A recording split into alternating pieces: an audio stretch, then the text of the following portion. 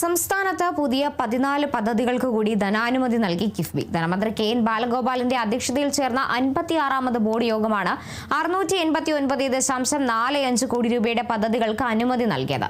Fisheries, ആരോഗ്യ കുടുംബക്ഷേമം, തദ്ദേശ സ്വയംഭരണം, പൊതുമരാമത്ത്, ജലവിഭവം, ആസൂത്രണ, സാമ്പത്തിക കാര്യം എന്നീ വകുപ്പുകളിലായാണ് പദ്ധതികൾ. MC റോഡിന്റെ വികസനവും യോഗം അംഗീകരിച്ചതായി ധനമന്ത്രി കെ.എൻ. ബാലഗോപാൽ അറിയിച്ചു.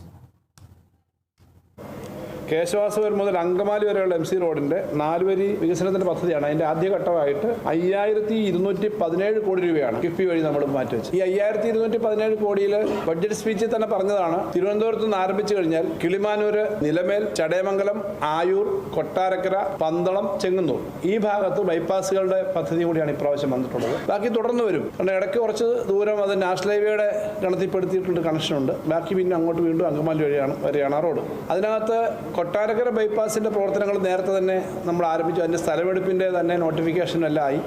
അതിന്റെ ഡിസൈൻ, അതിന്റെ ഒരു 250 കോടിയോളം രൂപയുടെ ഒരു പദ്ധതിയും കൂടി ഇന്നത്തെ MC റോഡ് അപ്രൂവൽ. MC റോഡിന്റെ കാര്യത്തിൽ ഇന്ന് ഈ പറഞ്ഞ ബഡ്ജറ്റിൽ പറഞ്ഞ ആ കാര്യം ഇന്നത്തെ ബോർഡിൽ അംഗീകരിച്ചു. അത് 5217 കോടിയാണ് അതിന്റെ ആകെ ചെലവ് വരുന്നത്. അപ്പോൾ ആ ബഡ്ജറ്റിനകത്ത് 7 ബൈപ്പാസ് ഉൾപ്പെടെ പറഞ്ഞിരുന്നു. അതിനകത്ത് കൊട്ടാരക്കര ബൈപ്പാസിന്റെ നേരത്തെ തന്നെ സ്ഥലം എടുക്കുന്നതിന്റെ നടപടിക്രമങ്ങൾ ഏകദേശം തൃശ്ശൂർ ജനറൽ ആശുപത്രിക്ക് 136 കോടിയാണ് മാറ്റിവെച്ചേക്കുന്നെങ്കിൽ തിരുവനന്തപുരത്തെ മാനസികാരോഗ്യ കേന്ദ്രത്തിന്റെ വികസനത്തിന് 87 കോടിയാണ് മാറ്റിവെച്ചത്. ഇത് കൂടാതെ പല മേഖലകളിലെ ജംഗ്ഷനുകളുടെ വികസനമുണ്ട്, റോഡിന്റെ വികസനമുണ്ട്. ആശുപത്രികളുടെ പദ്ധതികൾക്കായിട്ട് മെഡിക്കൽ ഉപകരണങ്ങൾ വാങ്ങാനായിട്ട് 210 കോടി രൂപ മാറ്റിവെച്ചിട്ടുണ്ട്. KR നാരായണൻ നാഷണൽ ഇൻസ്റ്റിറ്റ്യൂട്ടിന്റെ, നിങ്ങൾക്കറിയാം, വളരെ പ്രശസ്തമാണ് ആ ഇൻസ്റ്റിറ്റ്യൂട്ട്. അതിന്റെ അടിസ്ഥാന സൗകര്യ വികസനത്തിനായിട്ട് 26.59 കോടി രൂപ മാറ്റിവെച്ചു. ആറന്മുള ബോട്ട് റേസിംഗ് ഗാലറി, അവിടുത്തെ ആ പമ്പ നദീതീര സംരക്ഷണം തുടങ്ങിയ നടപ്പാത പദ്ധതികൾക്കായിട്ട് 10 കോടി മാറ്റിവെച്ചു. കനോലി കനാലിന്റെ വികസനത്തിനായിട്ട് ഒരു പുതിയ ഭാഗം ഘട്ടം 1-ന് 73 കോടി. ഇതുപോലെ മംഗളവനം ഉപകനാലിലെ പ്രവർത്തനങ്ങൾക്ക് ഉള്ള പണം മാറ്റിവെച്ചു. തിരുവനന്തപുരത്ത്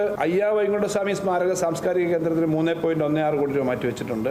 വിവിധ കായിക സമുച്ചയങ്ങൾക്കുള്ള പ്രവർത്തനം കോട്ടയത്തെ ലളിതാംബിക അന്തർജലത്തിന്റെ നേരത്തെ അനൗൺസ് ചെയ്ത സാംസ്കാരിക സമുച്ചയത്തിന് 25 കോടി രൂപ. ഇതിനകത്ത് വളരെ വിശദമായ ഒരു ലിസ്റ്റുണ്ട്. ചില വർക്കുകൾ ഇപ്പൊ ചെയ്തുകൊണ്ടിരിക്കുന്നതിന് പൂർത്തീകരിക്കാനും അഡീഷണൽ കാര്യങ്ങൾ വന്നിട്ടുണ്ട്. അതിനകത്ത് work near home project skill eco സിസ്റ്റത്തിന് വേണ്ടി സംസ്ഥാനം വ്യാപകമായി വർക്ക് നിയർ ഹോം എന്ന് പറയുന്നൊരു കൺസെപ്റ്റ് ഇപ്പം നന്നായിട്ട് നടത്തി വിജയിപ്പിക്കാൻ പറ്റുമെന്നുള്ളത് നമുക്ക് കുറേ സ്ഥലങ്ങളിൽ അത് വന്നിട്ടുണ്ട്. അതിന്റെ ഭാഗമായിട്ട് 153 കോടി രൂപ മാറ്റിവെച്ചു.